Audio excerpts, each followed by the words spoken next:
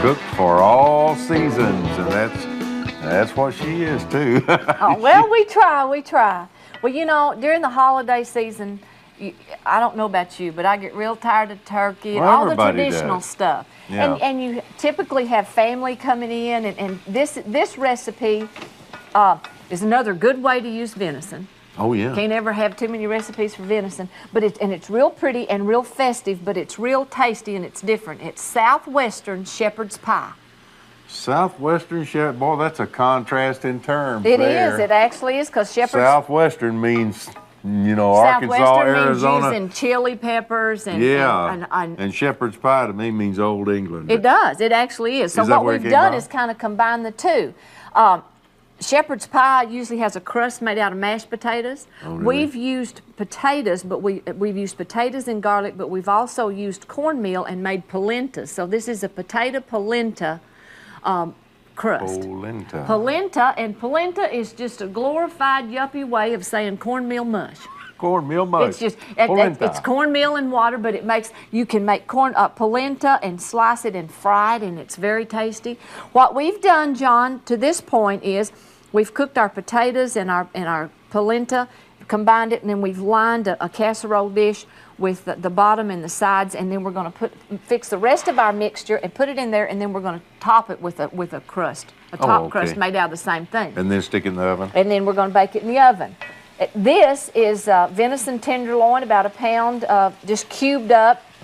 And then you'll see there's yellow, red, and green peppers and onions and garlic. How colorful, really. It is very colorful. And then we're going to add these other ingredients, which make it even more colorful, and then we're going to put it in there. So to that, we're going to add a small can of sliced olives. Okay. We're going to add a can of diced tomatoes with the juice, a can of chili peppers. Yeah. You know, green chilies. But these are not screaming hot. No, these are not hot.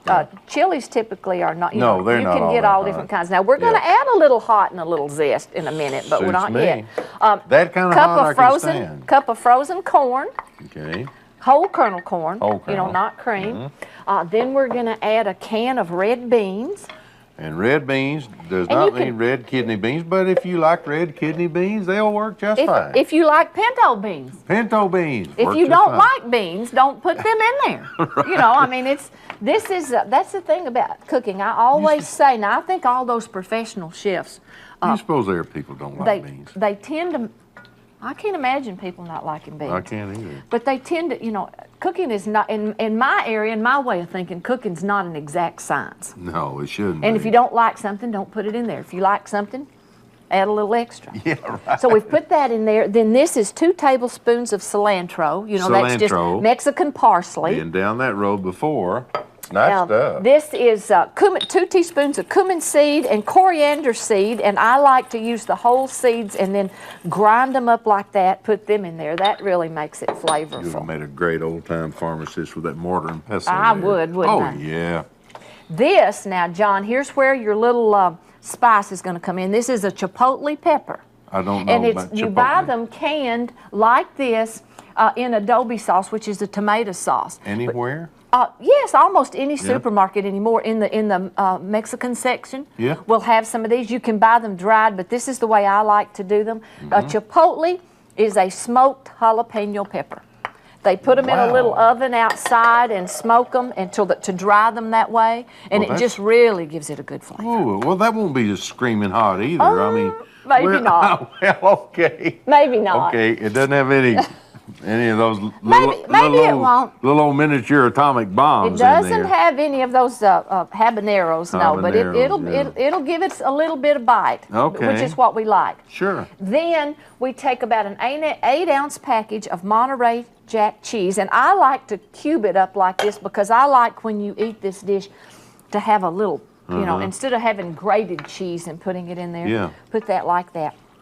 Then we've got that all mixed up. We're going to pour that in our dish right here, in our pie dish. See, I mean, this is just so pretty, and it's so good and tasty, but it's a pretty dish, too. This in a salad, and man, that would be all you would need. Wow. Now, what I do... What are you going to do for a top on that thing Oh, now? you're going to be so surprised, and I'm going to show my culinary skills here now, so don't laugh, okay? put the rest of your polenta in a bag like this. If you don't have one of these foo-foo bags like this, then you can take a Ziploc bag, one of those kind of bags, cut a little corner out, and then put it like this. We're going to do this one because we're going to make these little designs on it, I hope. You want me to squeeze? Oh, don't squeeze too much, John. See? Oh, here we go. Oh, look at that. Yeah, see? And we're going to cover it like this. Uh-huh.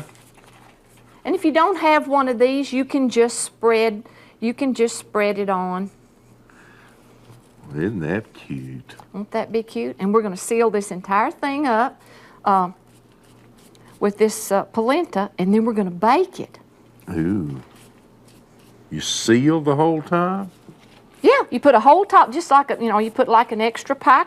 Just like you'd be pie crust. It's just going to have a top crust. Because Sheppard's pie, they had, it always had a top crust, but it was mashed potatoes.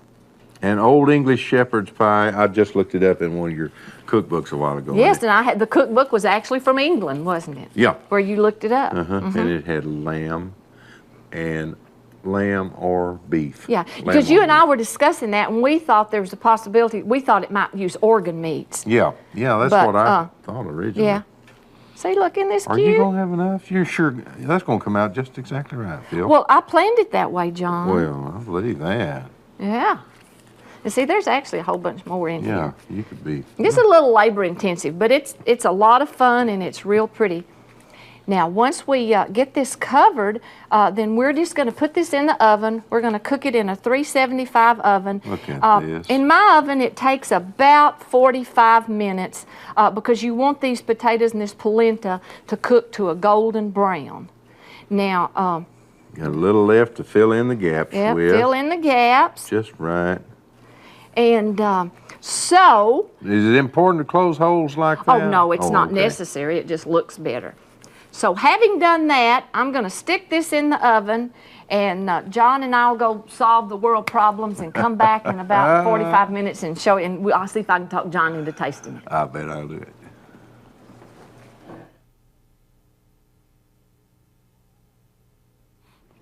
That's beautiful. Didn't that turn out pretty? Yeah, it really is. And wouldn't that be a good festive holiday dish to serve? But it's going to, now what you're going to really enjoy and see, taste. To be perfectly honest with everybody, though, Phyllis, you got to be ready to put in a little work on this thing because it's not the easiest thing Phyllis ever put together. No, but it's not all that hard either. But see how pretty it looks? It's beautiful. It's beautiful.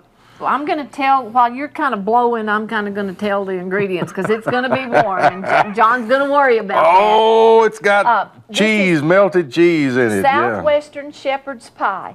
For the crust, we took potatoes and garlic and boiled those until they were almost done, and then we added polenta or cornmeal and water to that, let it cook till it got down thick. Then we made the crust line the bottom of the casserole dish and the sides. Then we took our venison, and gosh, we used onions and sweet peppers and garlic, frozen corn, black olives, green chili peppers, cumin, coriander, tomatoes, cilantro, and Monterey Jack cheese. Put that all in the skillet, and then when that got bubbly, poured it in here. It's cheese. Okay, cheese. Stringy cheese, I see John. something flying around here. It's cheese. a little ball of cheese on the end of a string. Then after we put that in the casserole dish, then we topped it with the rest of our polenta. Bake it at 375 degrees for about 45 minutes, and or until your polenta gets golden brown. And this is really special, though, Phyllis. Honest to Pete, this is really wonderful stuff, and what a fantastic holiday.